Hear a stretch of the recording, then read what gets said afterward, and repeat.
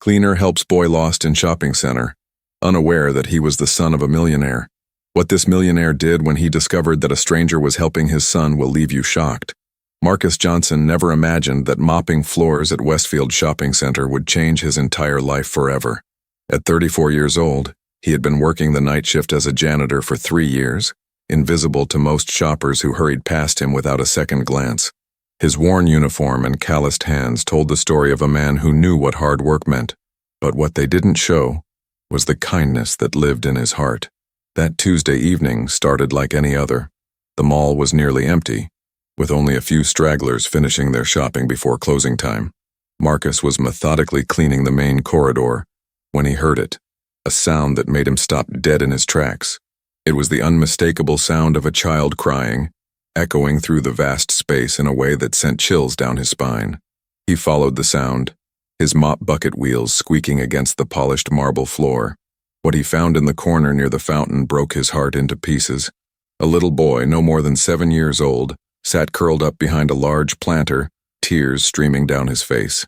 His clothes were expensive, Marcus could tell that much, but the child looked absolutely terrified and completely alone. "Hey there, buddy," Marcus said gently, setting down his mop and approaching slowly. "What's wrong? Are you lost?" The boy looked up with eyes so frightened that Marcus felt his chest tighten. This wasn't just any lost child situation. Something about this moment felt different, though Marcus had no idea just how different it would turn out to be. The little boy wiped his nose with the back of his hand and nodded. "I can't find my dad," he whispered, his voice barely audible above the mall's background music. "I've been looking everywhere, but he's gone." Marcus knelt down to the child's level, his heart breaking at the sight of such a small person dealing with such big fear. But what Marcus was about to discover about this lost little boy would challenge everything he thought he knew about rich and poor, about family and abandonment, and about the power of simple human kindness. Because sometimes, the people who need help the most are hiding behind the most expensive clothes, and sometimes, the person who can provide that help is the one everyone else overlooks. "What's your name, buddy?" Marcus asked softly, pulling a clean handkerchief from his pocket and offering it to the boy. The child hesitated for a moment before accepting it, his small fingers trembling as he wiped his tears. There was something about his mannerisms that struck Marcus as unusual, the way he sat so perfectly straight despite being scared, the way he said thank you in such a formal tone. "I'm Tommy," the boy replied, his voice still shaky but growing a bit stronger. "Tommy Richardson. My dad brought me here to buy some things, but then he got a phone call and told me to wait by the toy store. When I went to find him, he was gone." Marcus noticed how the boy spoke with such clarity for someone so young, each word pronounced perfectly as if he had been taught proper diction. Marcus looked around the empty mall corridor, his mind racing. The stores had been closed for over an hour, and security would be making their final rounds soon. How long had this child been sitting here alone? "Tommy, do you remember what your dad looks like? What was he wearing?" Marcus asked, though something in the boy's expression told him this wasn't going to be a simple case of a temporarily misplaced parent. "He was wearing his gray suit. The expensive one Mom always said made him look important," Tommy said. Then his face crumpled again. "But Mom's not here anymore. She went to heaven last month, and now it's just me and Daddy. Except now Daddy's gone too, and I don't know what to do." The words hit Marcus like a physical blow, and he felt his throat tighten with emotion. Marcus had seen plenty of lost children during his years working at the mall, but something about Tommy's situation felt different. The expensive clothes, the formal way of speaking, the mention of losing his mother. It painted a picture that Marcus was only beginning to understand. "Tommy, I'm going to help you find your dad, okay?" Marcus said, though he couldn't shake the feeling that finding Tommy's father might not be as straightforward as either of them hoped. But what Marcus didn't know was that Tommy Richardson wasn't just any lost child. He was the son of one of the wealthiest men in the city, and the reason he was alone in that mall would reveal a truth so heartbreaking that it would change both of their lives forever. Marcus stood up slowly, his knees creaking from years of hard physical labor. "Come on, Tommy. Let's go find security first, and then we'll figure this out together," he said, extending his hand to the boy. Tommy looked up at him with such trust in his eyes that Marcus felt a weight settle on his shoulders, the weight of responsibility for this child's safety and well-being. As they walked through the empty mall, Marcus couldn't help but notice more details about Tommy. His shoes alone probably cost more than Marcus made in a month, and his watch, A real gold watch on a 7-year-old's wrist caught the light from the overhead fixtures. "Tommy, does your dad work around here? Maybe in one of the office buildings nearby?"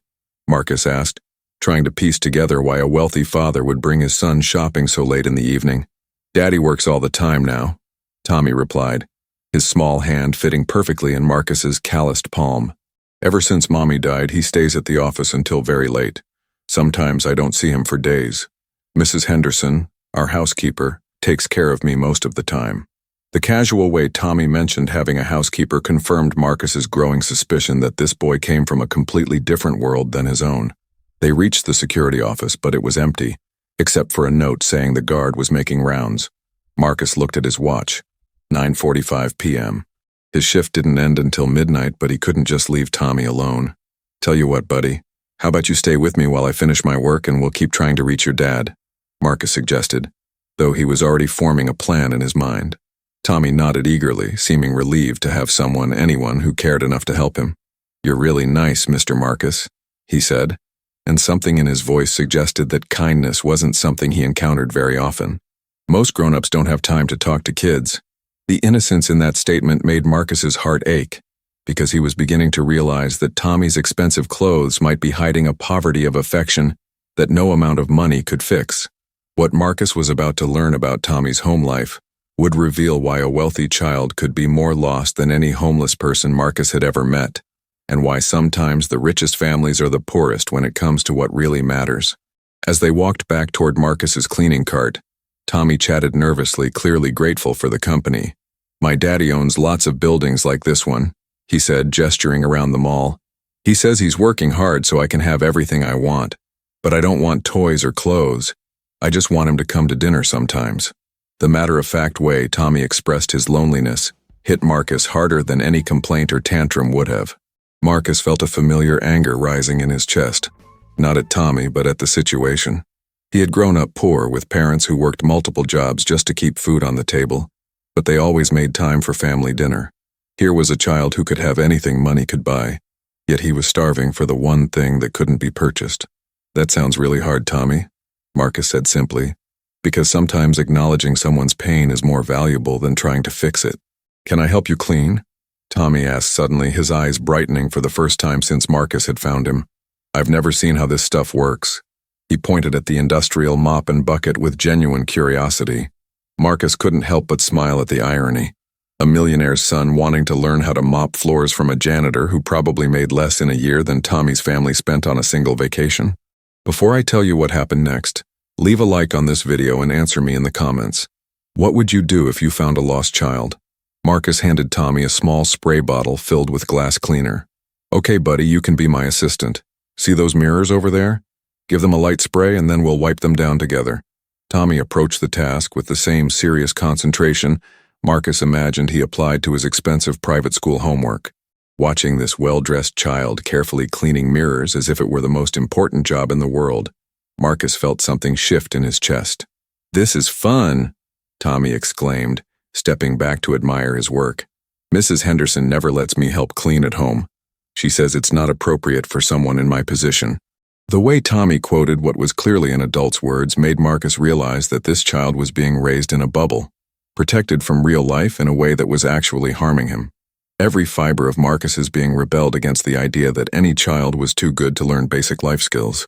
But what neither of them knew was that Tommy's father wasn't just busy with work that night. He had made a decision that would reveal the true depth of his selfishness, and the discovery would force Marcus to make a choice that would define the kind of man he really was. As they worked together, Tommy kept glancing at his expensive watch, and Marcus noticed the boy's anxiety increasing with each passing minute. "Daddy said he'd only be gone for a few minutes," Tommy said for the third time, his voice getting smaller. "He told me to wait by the GameStop, but when I went back there, the store was closed and the lights were off everywhere." Marcus felt a cold realization creeping up his spine. What kind of father leaves a 7-year-old alone in a mall that close to closing time? Marcus tried calling the mall's main security number but got only voicemail. He tried the police non-emergency line, but was put on hold. Meanwhile, Tommy was becoming more animated, seemingly enjoying having someone to talk to. "You know what's weird?" Tommy said, carefully spraying another mirror. "Daddy's been acting strange since Mommy died. Sometimes I catch him looking at me like he's angry, but I don't know what I did wrong. The innocence of that statement made Marcus's blood boil. He had worked with enough troubled families in his previous job as a social worker, before budget cuts forced him into janitorial work, to recognize the signs. "Tommy, it's not your fault when adults act strange," Marcus said carefully. "Sometimes when people are sad, they forget how to show love properly. That doesn't mean you did anything wrong." He watched as Tommy absorbed these words like a sponge soaking up water. "Really?" Tommy asked, his eyes wide with hope. "Because Mrs. Henderson says I remind Daddy of Mommy, and that makes him sad. She says maybe that's why he works so much now." Marcus felt his heart breaking for this child who was trying so hard to make sense of adult pain that he was blaming himself for his father's emotional abandonment. They continued cleaning together, and Marcus marveled at how naturally Tommy took to simple, honest work. The boy's face lit up with pride every time Marcus praised his efforts, and Marcus realized that Tommy was probably starved for genuine approval, the kind that comes from doing something useful, not just from being told he was special because of his family's money.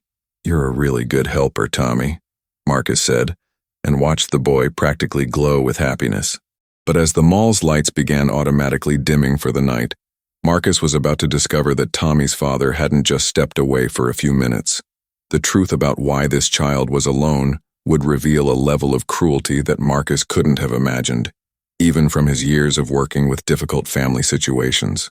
At 10:30 p.m., Marcus made a decision. "Tommy, I think we need to call your dad directly. Do you know his phone number?" Tommy nodded eagerly and recited a number he had clearly memorized for emergencies. Marcus dialed, his heart pounding as he prepared to have what might be a difficult conversation with a wealthy father who had somehow lost track of his son. The phone rang once, twice, 3 times before a man's voice answered. "Richard Richardson speaking." The voice was clipped, professional, and showed no hint of concern or urgency. Marcus took a deep breath. "Mr. Richardson, this is Marcus Johnson. I'm a custodian at Westfield Shopping Center, and I have your son Tommy here with me. He's been looking for you for quite some time." There was a long pause on the other end of the line. "I see," Richardson said finally, his voice cold as ice. "And what exactly do you want from me?" The question caught Marcus completely off guard. What did he want?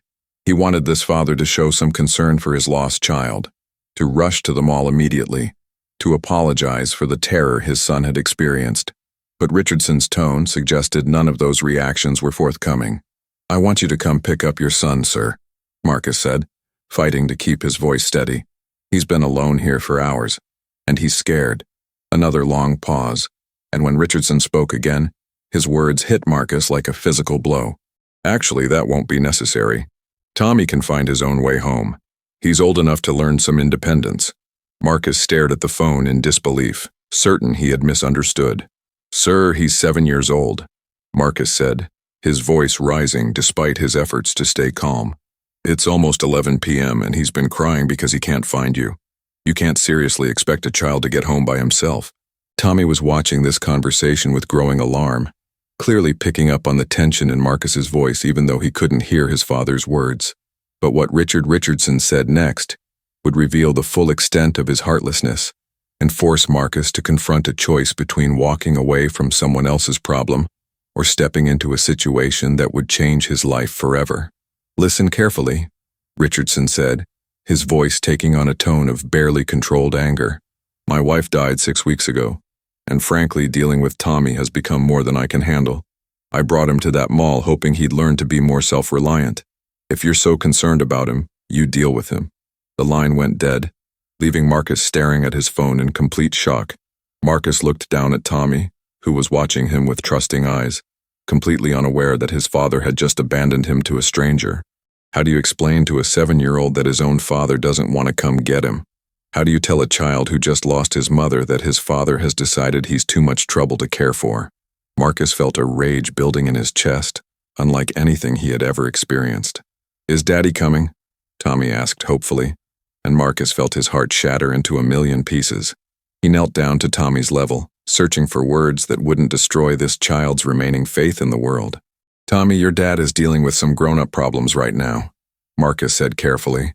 "But I want you to know that none of this is your fault, and I'm not going to leave you alone, okay?" Tommy nodded solemnly. though Marcus could see the confusion and hurt beginning to cloud his eyes. "Am I in trouble?" Tommy asked in a small voice. "Did I do something wrong by getting lost?"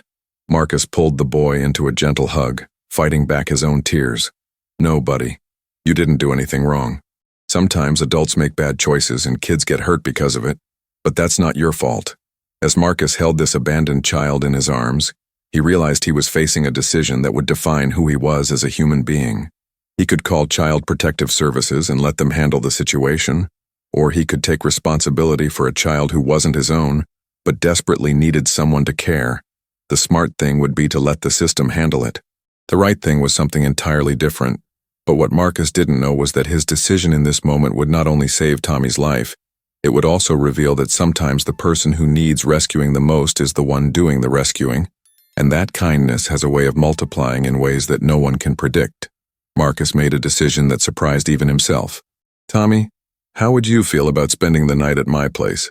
It's not fancy, but it's safe and warm, and tomorrow we'll figure out what to do next." Tommy's face lit up with relief so profound that Marcus knew he had made the right choice, regardless of the complications it might create. "Really? You'd let me stay with you?"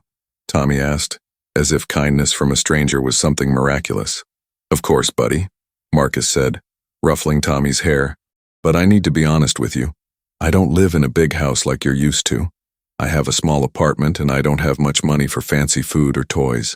Tommy looked at him with such seriousness that Marcus wondered what thoughts were going through that young mind. "That's okay," Tommy said finally.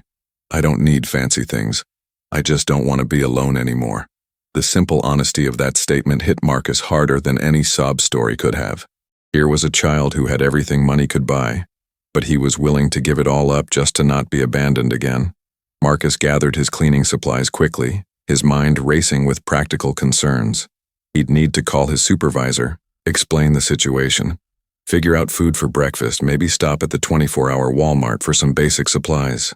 As they walked to Marcus's beat-up Honda Civic in the employee parking lot, Tommy chattered excitedly about small things. How cool it was to ride in a regular car instead of his father's town car. How he'd never been to someone's apartment before. How he couldn't wait to see where Marcus lived. The boy's excitement about such ordinary experiences revealed just how isolated his privileged life had been. "Marcus," Tommy said as they drove through the quiet streets, "why are you being so nice to me? You don't even know me." Marcus glanced in the rearview mirror at this child who was asking questions that most adults couldn't answer. "Because everybody deserves kindness, Tommy. And because when I was your age, I would have wanted someone to help me if I was scared and alone." It was a simple answer, but Marcus knew it was the only honest one he could give. But what neither of them realized was that this night would be the beginning of a bond that would challenge everything. Both of them thought they knew about family, about worth, and about what it means to choose love over convenience. Marcus's apartment was a modest one-bedroom in a working-class neighborhood. Clean, but clearly the home of someone who lived paycheck to paycheck. Tommy walked in with wide eyes, not with judgment, but with curiosity. "It's cozy," he said, and Marcus could tell he meant it as a compliment. "Where's your TV?" Tommy asked, looking around the small living room that contained only a worn couch, a small table, and shelves lined with books. "I don't have cable," Marcus admitted, feeling embarrassed for the first time about his humble circumstances. "But I have lots of books if you like to read." Tommy's eyes lit up like Marcus had just offered him treasure. "I love books. Daddy doesn't have time to read with me anymore, but Mommy used to read to me every night before she got sick." The wistful way Tommy talked about his mother made Marcus's chest tight with emotion. Marcus made peanut butter sandwiches for dinner, apologizing that it wasn't anything fancy, but Tommy ate like it was the best meal he'd ever had. "This is really good," Tommy said seriously. "At home, the cook makes complicated things that I don't really like, but I have to eat them because Mrs. Henderson says it's rude not to." Marcus watched this child enjoy simple food with such gratitude and wondered what kind of life Tommy had been living. What really struck Marcus was how naturally Tommy adapted to the simple routine. He helped clear the table without being asked, listened intently when Marcus explained how the shower worked differently than what he was probably used to, and carefully folded his expensive clothes before putting on one of Marcus's old t-shirts to sleep in. "This is the most fun I've had since Mommy died," Tommy said as Marcus tucked him into the couch with every blanket he owned. But as Marcus lay awake that night listening to Tommy's peaceful breathing, He had no idea that across town, Richard Richardson was about to make a decision that would reveal the true depth of his selfishness and force Marcus into a situation he never could have imagined. Sometimes when you try to help someone, you discover that they need more help than you ever realized, and sometimes that means becoming responsible for another person's entire future.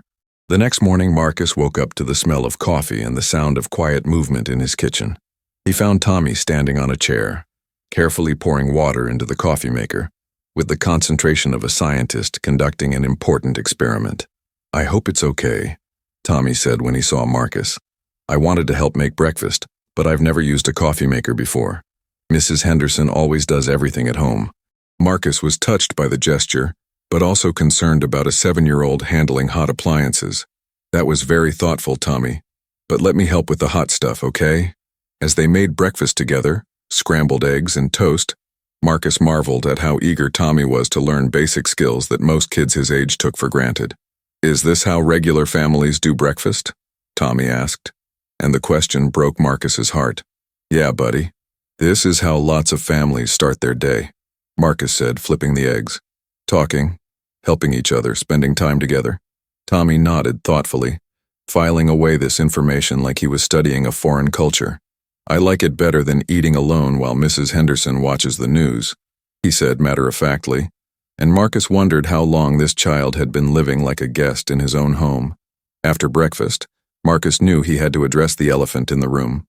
"Tommy, we need to talk about what happens next," he said gently. "I need to call some people who specialize in helping kids, and we need to figure out where you're going to live." Tommy's face fell immediately, and Marcus saw the fear creep back into his eyes. "Do I have to go back to Daddy?" Tommy asked in a small voice. "I don't know yet," Marcus answered honestly. "But I promise you this. I won't let anyone put you somewhere you're not safe and loved, okay? Sometimes it takes time to figure out what's best." Tommy nodded, but Marcus could see the trust warring with fear in the boy's expression. "Can I stay with you until we figure it out?" Tommy asked, and Marcus felt the weight of that question settle on his shoulders. Marcus was about to say yes when his phone rang. The caller ID showed a number he didn't recognize, but when he answered, the voice was unmistakable. It was Richard Richardson, and what he had to say would force Marcus to choose between his comfortable, simple life and a responsibility that could change everything forever. "I've been thinking about our conversation last night," Richardson said without preamble, his voice carrying the same cold authority Marcus remembered. "And I have a proposition for you." Marcus felt his stomach clench with dread, instinctively knowing that any proposition from a man who would abandon his child wasn't going to be good news. "I'm listening," Marcus said carefully, watching Tommy color at the kitchen table, blissfully unaware that his future was being decided over the phone. "You seem to have taken a liking to Tommy, and frankly, he's become more of a burden than I can handle while I'm trying to rebuild my business after my wife's death."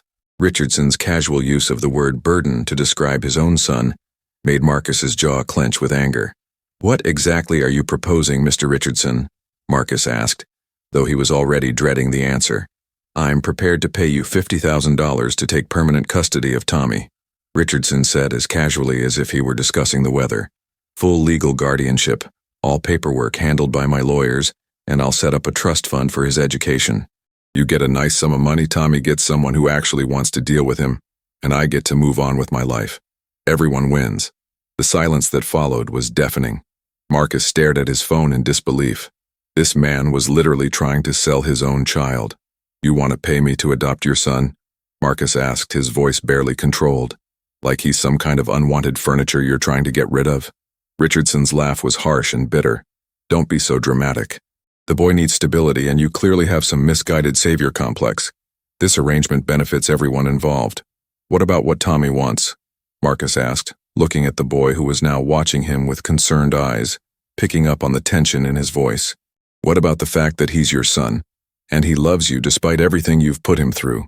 Richardson's response revealed a level of coldness that Marcus hadn't thought possible, even from someone who had already proven his heartlessness. But what Marcus didn't know was that Tommy had heard every word of his father's offer, and the boy's reaction would force Marcus to confront a truth about love, family, and what it really means to choose someone over everything else in your life. "Love?" Richardson laughed bitterly. "The boy is a constant reminder of everything I lost when my wife died. Every time I look at him, I see her face, hear her voice. He's holding me back from moving forward with my life. Marcus felt sick listening to a father talk about his own child as an obstacle to overcome. So yes, I want him gone, and I'm willing to pay handsomely for someone else to take that responsibility. Marcus looked at Tommy, who had stopped coloring and was sitting perfectly still, his small face pale with understanding. The boy had heard enough to know he wasn't wanted, and Marcus saw something die in those innocent eyes. "Tommy," Marcus said softly, but the boy shook his head and ran to the bedroom, closing the door behind him with a quiet click that somehow sounded louder than any slam. "I need time to think about this," Marcus said into the phone, his voice tight with emotion. "This isn't a decision I can make lightly." Richardson's tone sharpened with impatience. "Time is a luxury I don't have. I'm leaving for Europe next week to expand my business there, and I need this situation resolved before I go. You have until tomorrow morning to decide." The line went dead, leaving Marcus staring at his phone in shock. Marcus knocked gently on the bedroom door. "Tommy, can I come in?" There was no answer, but Marcus opened the door anyway and found Tommy curled up on the bed, his face buried in the pillow. "I heard what he said," Tommy whispered without looking up. "Daddy doesn't want me because I look like Mommy. It's my fault she died, isn't it?" The broken sound of that question made Marcus's heart crack completely in half. Marcus sat on the edge of the bed and gently touched Tommy's shoulder. "Tommy, look at me." When the boy finally turned his tear-stained face toward him, Marcus spoke with all the conviction he could muster. "Your mommy's death is not your fault, not even a little bit. And the fact that you look like her should make your daddy happy, not sad. That means he gets to see something beautiful every day that reminds him of the person he loved most." "Then why doesn't he want me?" Tommy asked. And Marcus realized that this 7-year-old was asking him to explain something that didn't make sense to most adults. How do you tell a child that sometimes people choose selfishness over love, that sometimes parents fail their children in ways that can't be fixed or forgiven? How do you explain that sometimes the people who should love us most are the ones who hurt us deepest? Sometimes when people are hurting really badly, they make choices that hurt other people, Marcus said carefully, choosing his words like he was defusing a bomb. "Your daddy is in so much pain from losing your mommy that he's forgotten how to be a good daddy. That doesn't make it okay, and it doesn't mean there's anything wrong with you." Tommy listened with the intensity of someone much older than 7. "But if you took his money and adopted me, would you really want me?" Tommy asked, his voice small but direct. "Or would you just be doing it because he paid you?" The question hit Marcus like a physical blow, because it cut straight to the heart of his own conflicted feelings. How could he explain to this child that the situation was more complicated than simple want or not want? Marcus took a deep breath and decided that Tommy deserved complete honesty. "Tommy, I'm going to tell you something that might be hard to understand, but I need you to really listen." The boy sat up, giving Marcus his full attention. "I care about you. I cared about you from the moment I found you crying in that mall. But taking care of a child is a huge responsibility, and I'm not sure I'm the right person for that job." "Why not?" Tommy asked, and Marcus saw no judgment in his eyes, just genuine curiosity. "Because I work as a janitor, Tommy. I don't make much money. I live in a tiny apartment. I've never been a dad before, and I don't know anything about raising a child, especially one who's been through as much as you have." Marcus felt like he was laying out all his inadequacies, but Tommy deserved to know what he would be getting if Marcus said yes. Tommy was quiet for a long moment, processing this information with the seriousness of someone making a life-altering decision. "Can I ask you something?" Tommy finally said. "Do you think love is more important than money?" The simplicity of the question from someone so young made Marcus realize that sometimes children understand the most important truths better than adults do. Before Marcus could answer, there was a knock at his apartment door. When he looked through the peephole, he saw 2 people in professional clothing, a woman with a briefcase and a man with a badge.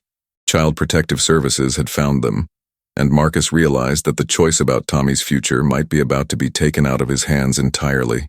Marcus opened the door to find exactly what he had feared: a CPS caseworker and a police officer.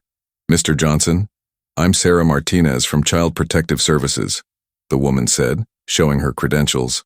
"We received a call about a child in your care who may be in an unsafe situation. We need to speak with both you and the minor." Marcus felt his world tilting, knowing that everything was about to change. "There's been a misunderstanding," Marcus said, stepping back to let them in. I found Tommy abandoned at the mall where I work, and I've been trying to help him. Sarah Martinez looked around the modest apartment with professional eyes, taking in details that Marcus suddenly saw as potential problems. The small space, the couch where Tommy had slept, the obvious signs of his limited income. Tommy emerged from the bedroom, his eyes wide with new fear. He moved instinctively closer to Marcus, and Marcus felt the boy's small hand slip into his. "It's okay, buddy," Marcus said softly, though he wasn't sure that was true. "These people are here to help figure out what's best for you." But even as he said it, Marcus felt protective instincts he didn't know he possessed rising in his chest. "We understand that Mr. Richardson contacted you about a guardianship arrangement," Officer Williams said, consulting his notes. "But there are proper procedures that need to be followed, and we need to ensure the child's safety and well-being." Marcus realized that Richardson must have called CPS himself, probably to cover his legal bases before abandoning his son completely. Sarah Martinez knelt down to Tommy's level. "Hi, Tommy. I'm Sarah, and I work with kids to make sure they're safe and happy. Can you tell me how you're feeling about staying here with Mr. Johnson?" Tommy looked up at Marcus, then back at Sarah, and Marcus held his breath, waiting for the boy's answer, knowing that whatever Tommy said could determine both of their futures. Tommy straightened his shoulders in that formal way that made him seem older than his years. "Mr. Marcus found me when I was scared and alone, and he took care of me even though he didn't have to," Tommy said clearly. "He made me dinner and let me sleep on his couch and taught me how to make coffee. He's been nicer to me than anyone has been since my mommy died." The simple honesty in Tommy's voice made Sarah Martinez's expression soften slightly. "And how do you feel about your father, Tommy?" Sarah asked gently. Tommy's face clouded over, and Marcus saw the boy struggle with how to answer. "Daddy is sad because I look like Mommy," Tommy said finally. "He said I'm too much trouble and he doesn't want to take care of me anymore. But that's okay because Mr. Marcus does want me, and he doesn't even know me very well yet." Marcus felt his heart break at the matter-of-fact way Tommy accepted his father's rejection, but also swell with something he couldn't quite name when Tommy said he wanted him. Sarah Martinez looked at Marcus with new interest. "Mr. Johnson, what are your intentions regarding Tommy's care?" she asked. "Are you prepared to take on legal guardianship of this child?" The question hung in the air like a challenge, and Marcus realized that this was the moment of truth. Everything in his practical mind told him to say no. He wasn't prepared for this responsibility. He didn't have the resources. He didn't know anything about being a father. But when he looked down at Tommy's upturned face, full of hope and trust, Marcus felt something shift inside him permanently. "Yes," Marcus said, the word coming out stronger and more certain than he felt. "I want to take care of Tommy. I know I'm not the ideal candidate. I don't have much money or a big house or any experience with kids, but I care about him, and I think that matters more than anything else." Tommy's smile was so bright it could have powered the entire building. Sarah Martinez made notes on her clipboard, but Marcus could see she was thinking carefully about the situation. "Mr. Johnson, legal guardianship is a serious commitment. You would be responsible for Tommy's physical, emotional, educational, and medical needs. Are you financially prepared for that responsibility?"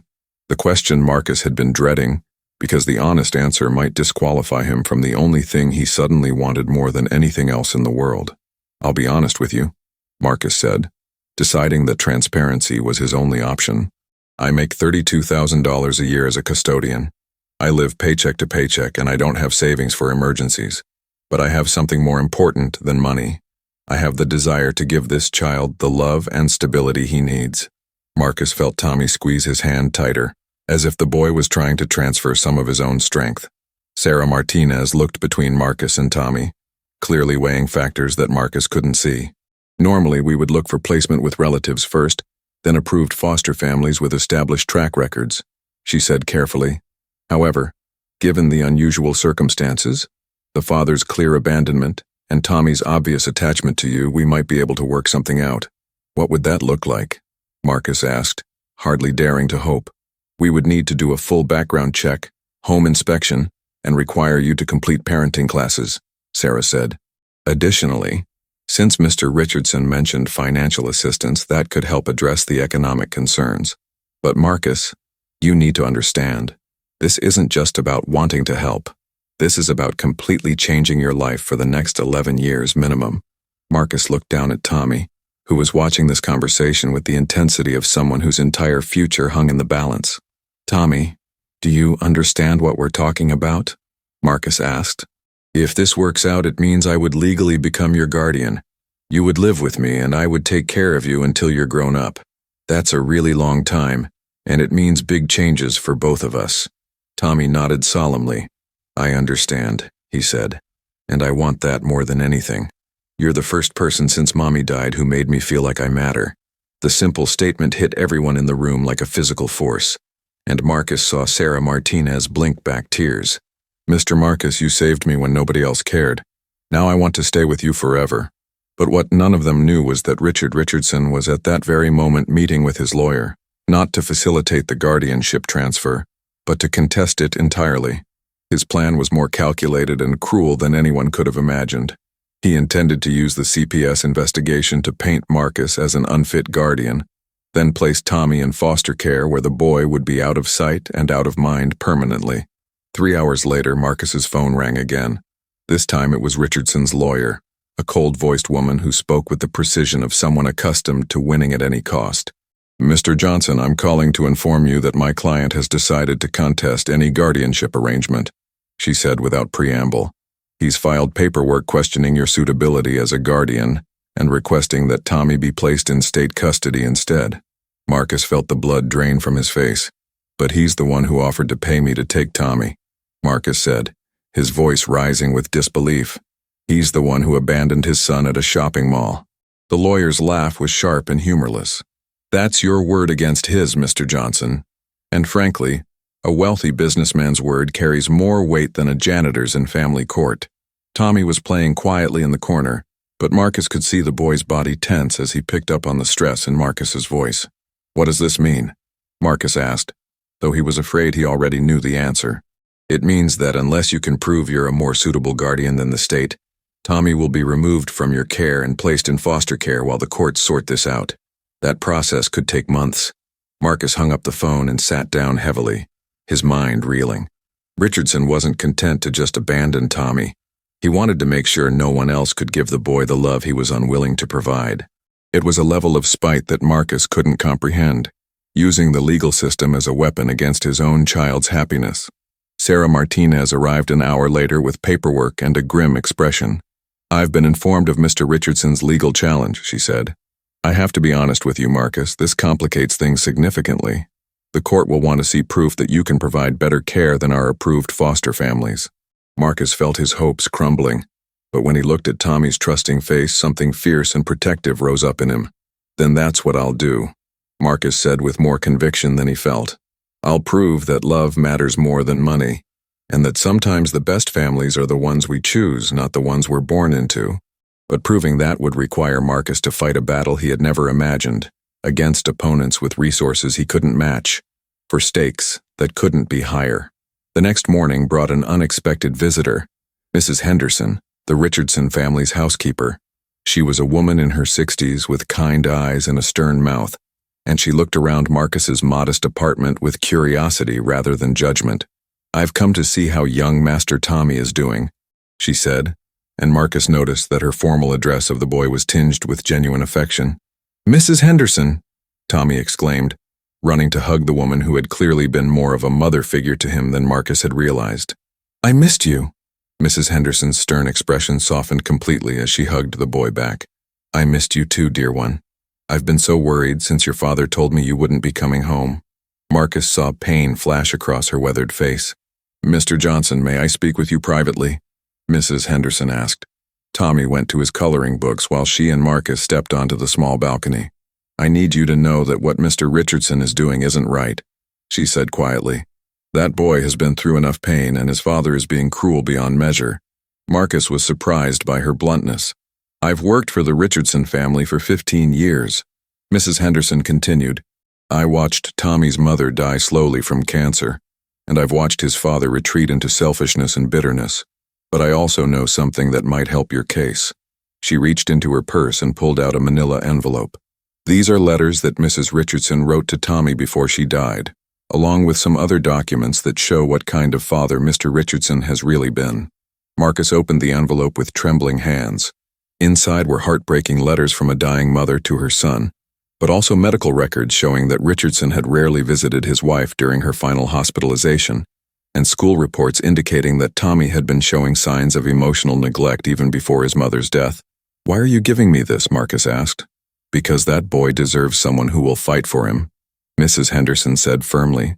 "And because sometimes doing the right thing means choosing loyalty to a child over loyalty to an employer."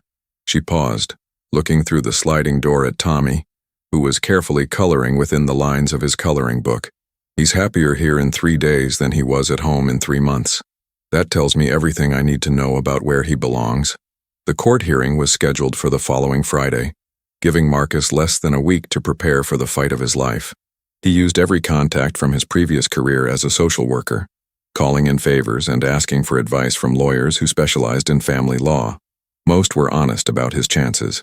Going up against a wealthy man with expensive lawyers would be nearly impossible for someone with his limited resources. But Marcus had something Richardson didn't have: a community of people who had watched him care for Tommy and could testify to the bond they had formed. His supervisor at the mall wrote a letter describing Marcus's character and reliability. His neighbors, who had seen Tommy playing happily in the courtyard, offered to speak on his behalf.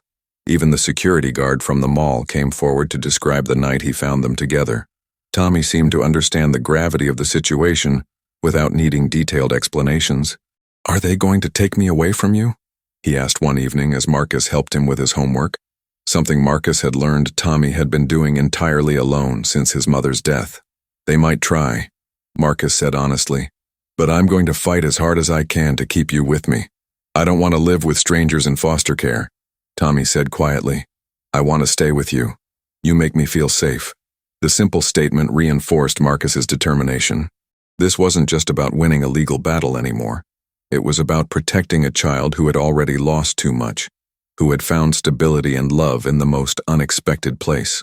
The night before the hearing, Marcus couldn't sleep. He sat at his kitchen table reviewing the documents Mrs. Henderson had provided, preparing his testimony, and trying to imagine how he could possibly convince a judge that a janitor could provide a better life for Tommy than the state system or even reconciliation with his wealthy father. The task seemed impossible. But as he watched Tommy sleeping peacefully on the couch, clutching a small stuffed animal that Marcus had bought him, Marcus realized that sometimes the most important battles are the ones that seem impossible to win. Sometimes standing up for what's right means risking everything, even when you know the odds are stacked against you. And sometimes love really is stronger than money, influence, and legal technicalities. The courthouse was intimidating, all marble and formal procedures that made Marcus feel out of place in his only good suit. Richardson arrived with 2 expensive lawyers and an air of confidence that suggested he expected this to be a mere formality.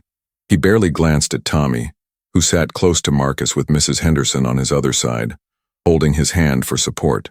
Judge Patricia Williams was a stern-looking woman in her 50s who had clearly heard every variation of custody disputes over her long career. She reviewed the case files with the methodical attention of someone who understood that her decision would shape a child's entire future. "This is an unusual case," she said, looking up from her papers. "We have a biological father seeking to prevent guardianship while simultaneously refusing to resume custody himself." Richardson's lawyer presented their case first, painting Marcus as an unstable influence who had inserted himself into a family crisis and manipulated a vulnerable child. They questioned his financial ability to provide for Tommy's needs and suggested that his emotional attachment was unhealthy and potentially dangerous. Marcus listened to himself being described as everything from a kidnapper to a predator, feeling his confidence crumble with each accusation. But when it was Marcus's turn to speak, something changed. He looked at Tommy's anxious face and felt a calm determination settle over him.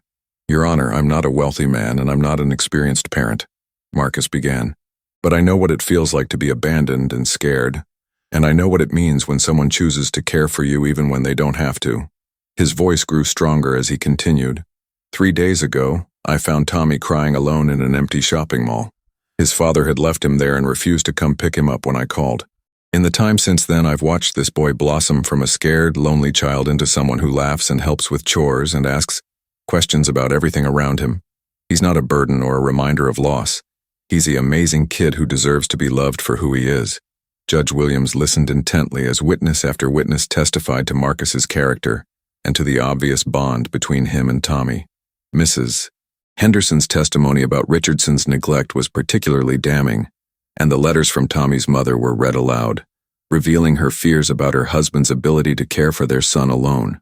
When Tommy himself was asked to speak, his clear, honest words about feeling safe and wanted with Marcus brought tears to several people's eyes. The judge's decision came after an hour of deliberation that felt like a lifetime. In 23 years on the bench, I've learned that the best interests of the child aren't always served by conventional wisdom, Judge Williams said, looking directly at Tommy. This court finds that Marcus Johnson has demonstrated both the commitment and the capability to provide Tommy Richardson with the stable, loving home he needs. Richardson's face went red with anger, but his objections were overruled. The judge continued. Furthermore, given Mr. Richardson's clear abandonment of his parental responsibilities and his attempts to manipulate the legal system for his own convenience, this court is granting full guardianship to Mr. Johnson, with the option to pursue adoption proceedings if both parties desire it in the future. Tommy's whoop of joy echoed through the courtroom as he launched himself into Marcus's arms. "We won! We won!" he shouted, and Marcus felt tears streaming down his face as he held this child who had become his son in every way that mattered. Mrs. Henderson was crying too, and even Judge Williams was smiling at the obvious joy and relief on both their faces. 6 months later, Marcus and Tommy had settled into a routine that worked for both of them. Marcus had been promoted to day shift supervisor at the mall, which gave him better hours and slightly better pay. Tommy was thriving in his new school, where he was known not as the rich kid with problems but as the boy whose guardian came to every school event and helped with homework every night.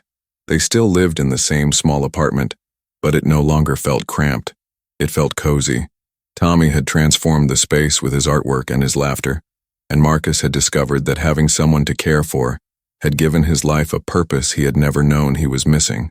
They were a family in the truest sense, not bound by blood or wealth, but by choice and love and commitment to each other's happiness. Sometimes the most extraordinary families are born not from biology or money, but from the simple decision to care for someone who needs caring. Marcus Johnson was just a janitor who chose kindness over convenience, love over logic, and responsibility over self-interest. Tommy Richardson was a lost child who needed someone to see his worth beyond his inheritance. Together they proved that family isn't about who you're born to. It's about who chooses to stay, who fights for you, and who loves you exactly as you are. If this story touched your heart, I want to hear from you in the comments. Have you ever had someone step up for you when you needed it most? Or maybe you've been the one to step up for someone else. Share your stories because these are the moments that remind us what really matters in life. And if you believe in the power of chosen family and unexpected kindness, hit that like button and subscribe for more stories that celebrate the best of humanity. Remember, we all have the power to change someone's life. Sometimes we just need the courage to try.